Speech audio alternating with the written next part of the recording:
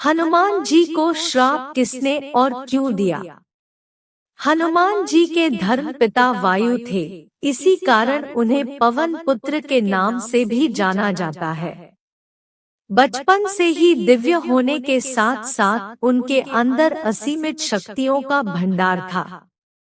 बालपन में एक बार सूर्य को पका हुआ फल समझकर वो उसे खाने के लिए उड़कर जाने लगे। उसी समय इंद्र ने उन्हें रोकने के प्रयास में वज्र से प्रहार कर दिया। वज्र के प्रहार के कारण बालक हनुमान की इउड़ी टूट गई और वे मूर्छित होकर धरती पर गिर गए। इस घटना से कुपित होकर पवन देव ने संसार भर में वायु के प्रभाव को रोक दिया, जिसके कारण सभी प्राणियों में हाहाकार मच गया।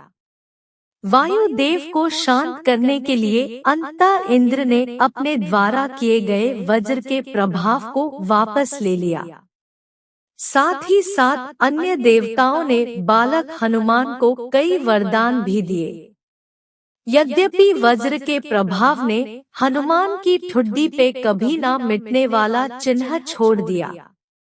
तदुपरांत जब हनुमान को सूर्य के महाज्ञानी होने का पता चला तो उन्होंने अपने शरीर को बड़ा करके सूर्य की कक्षा में रख दिया और सूर्य से विनती की कि वो उन्हें अपना शिष्य स्वीकार करे। मगर सूर्य ने उनका अनुरोध ये कहकर अस्वीकार कर दिया कि चूंकि वो अपने कर्म स्वरूप सदैव अपने रथ पे भ्रमण करते रहते हैं, अतः हनुमान प्रभावपूर्ण तरीके से शिक्षा ग्रहण नहीं कर पाएंगे।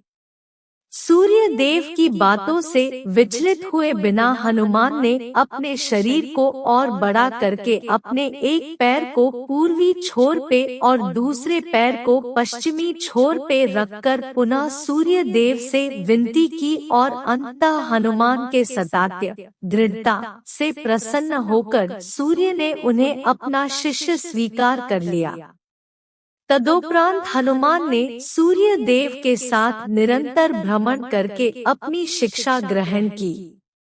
शिक्षा पूर्ण होने के उपरांत हनुमान ने सूर्य देव से गुरु दक्षिणा लेने के लिए आग्रह किया, परंतु सूर्य देव ने ये कहकर मना कर दिया कि तुम जैसे समर्पित शिष्य को शिक्षा प्रदान करने में मैंने जिस आनंद की अनुभूति की है वो किसी गुरु दक्षिणा से कम नहीं है। परंतु हनुमान के पुनः आग्रह करने पर सूर्य देव ने गुरुदक्षिणा स्वरूप हनुमान को सुग्रीव धर्मपुत्र सूर्य की सहायता करने की आज्ञा दे दी।